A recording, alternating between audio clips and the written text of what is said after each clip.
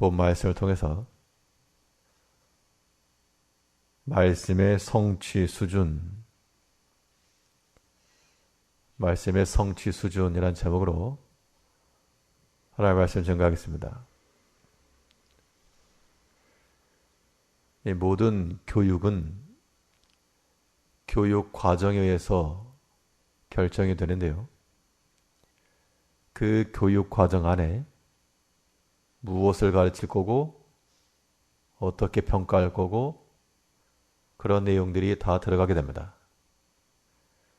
그래서 그것을 평가 기준 혹은 성취 수준이라고 말하는데 그 성취 수준에 도달하게 하는 것이 이 교육의 목적이다 그 얘기입니다. 그러면 이 신앙 교육에 있어서 하나님께서 우리를 그의 말씀으로써 가르치시는데 그 주의 말씀이 목적하는 바, 성취 수준이 무엇일까? 우리는 하나님의 말씀을 통해 무엇을 얻고 또한 어떠한 깨달음을 얻을 것인가? 그 말씀이 목적하는 바에 대해서 오늘 본문은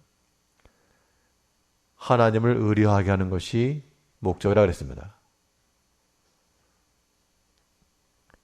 19절에서 내가 너로 여호와를 의뢰하게 하려 하여 이것을 오늘 특별히 내게 알게 하였노니 지혜의 말씀들을 기록한 후 이것의 목적은 내 마음의 힐링을 위해서 마음의 평안에 자라고 그러한 수단으로서 주신 말씀이 아니요 하나님을 의뢰하고 신뢰하는 그 목적을 두고 우리에게 말씀을 주었다는 겁니다. 그럼 우리는 하나님 말씀을 대할 때마다 어떤 자세로 들을 것인가 하니 이 말씀이 나에게 유익하다. 자기의 상황에 맞는 말씀을 뽑아가는 게 아니고 그 말씀을 통해서 여전히 살아계시고 역사하시며 일을 이루어 가신 하나님을 발견하고 그 하나님을 신뢰하는 데 있다는 겁니다. 성경은, 신구약 성경은 그래서 하나님 월드와도 같아서 하나님으로 가득 차 있는 겁니다.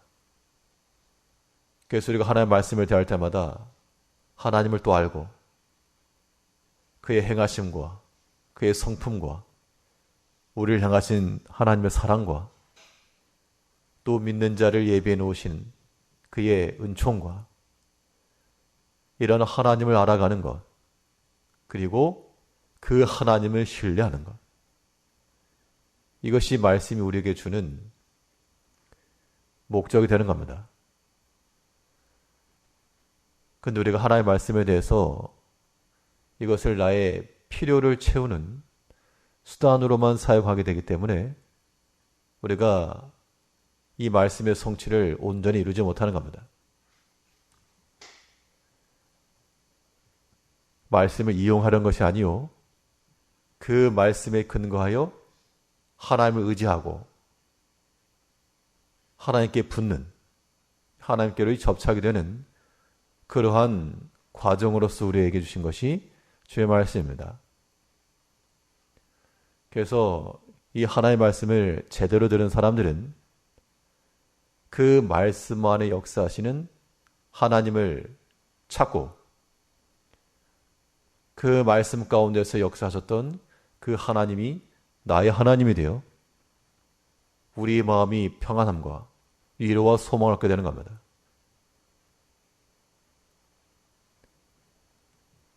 내 상황에 맞는 말씀을 찾아가지고 자기에게 맞게 해석하는 것이 아니라 그 말씀에 맞춰서 우리가 하나님 안에 들어가는 겁니다. 그래서 우리는 날마다 하나님의 말씀 우리를 가르치고 지도하도록 또 우리 여러 가지 시험과 환난 중에서라도 그 말씀을 통해 하나님을 믿고 의지하시고 또한 그 앞에 엎드려 간구할 줄 아는, 하나님의 능력이 나보다 못한다 그러면 우리가 하나님 의지할 게 뭐가 있겠습니까?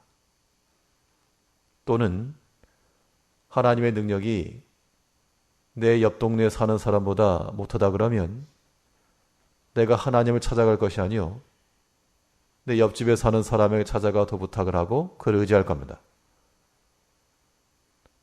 하나님이 만일 세상의 권세보다 강하지 못한다고 하면 우리가 하나님을 전적으로 따라갈 이유가 무엇일까? 없습니다. 그런데 그 하나님은 우리 자신보다도, 우리 주위에 있는 그 누구보다도 세상에 보이고 보이지 않는 모든 권세와 능력보다도 더 탁월하신 하나님이시기 때문에 그 능력의 근원 되신 하나님께로 나아가 그를 의지케 하는 겁니다. 그러라고 우리에게 말씀을 주시는 것이죠. 그러므로 우리가 하나님의 말씀을 듣고 배울 때마다 우리는 사람의 말로 듣거나 받지 말고 성경이 약속하는 대로 하나님의 말씀으로 받아 하나님을 깨닫고 더욱 의지하는 하나님을 향한 그 신심이 더욱 깊어져 가는 것, 이것이 하나님께서 우리에게 원하시는 말씀 교육의 성취 수준입니다. 그 수준에 다 이르면 기준에 따라서 A가 되기도 하고 B가 되기도 하고 C가 되기도 하고, 하나님의 말씀에 있어서의 성취 수준이 A 등급 나오려면 우리는 하나님을 의지하는 자가 되어야 한다. 그 말씀 의지에서 우리 마음에 평안이 임하고 또한 하나님으로 인한 담대함을 갖고 소망을 얻으며 사랑과 화평의 말로 대응할 줄 아는 하나님을 의지하고 있는 자의 모습이 우리 가운데서 나타날 것입니다. 또 하나님의 말씀이 우리 가운데 요구하는 바는 깨닫고 순종하는 데 있습니다. 단지 하나님을 아는 것에 지나지 않고 지식적 동의에 끝나는 것이 아니라 그 말씀을 받아 믿고 의지하여 궁극적으로는 우리에게서 그 믿음 바의 행실이 나오는 순종함의 결실을 하나님께서 기대하시는 겁니다. 책에서 여러 가지 원리들을 배우는 이유는 그 원리를 바탕으로 실제 적용하여 문제를 해결하도록 주어지는 겁니다. 성경에 나타난 하나님께서 여러 가지 모양과 상황으로 이런 사람에게는 이렇게 역사하셨고 이런 어려운 시험 가운데 또 기가 막힌 하나님의 능력을 나타나셨고, 그때 우리는 그 말씀을 대할 때 그 말씀에서 하나님을 의지하고 의지하는 마음을 가지고 순종하여 그것이 우리의 신앙적 답변이 되고 세상을 향한 우리의 입장이 되어야 한다는 겁니다. 그러라고 말씀 주신 겁니다. 19절 다시 보시면 내가 너를 여호와를 의뢰하게 하려 하여 이것을 오늘 특별히 내게 알게 하였노니 내가 모략과 지식의 아름다운 것을 기록하여 너로 진리의 확실한 말씀을 깨닫게 하며 또 너를 보내는 자에게 진리의 말씀으로 회답하게 하려 함이 아니냐. 하나님께서 우리에게 말씀을 주신 목적이 그 말씀을 깨닫고 또한 진리로 회답하게 함이 아니냐. 하나님께서 우리에게 주신 말씀을 회답한다는 것은 누군가 우리를 불렀으면 답변, 대답이 있어야죠. 만약 대답을 하지 않으면 부른 자에 대한 굉장한 무례입니다. 불렀는데 대답도 안 한다 그러면 무시하는 것과 똑같은데, 하나님께서 우리에게 말씀을 주신 것은 마치 우리를 부르시는 호명과도 같기 때문에 그 말씀을 듣고 깨달은 후 순종하여 답하는 것은 하나님께 대답하는 것입니다. 근데 하나님께서 우리에게 날마다 말씀으로 부르시는데 우리가 듣고도 대답을 하지 않는다.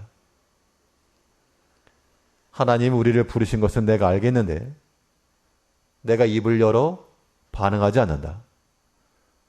그것은 하나님을 경여기는 겁니다.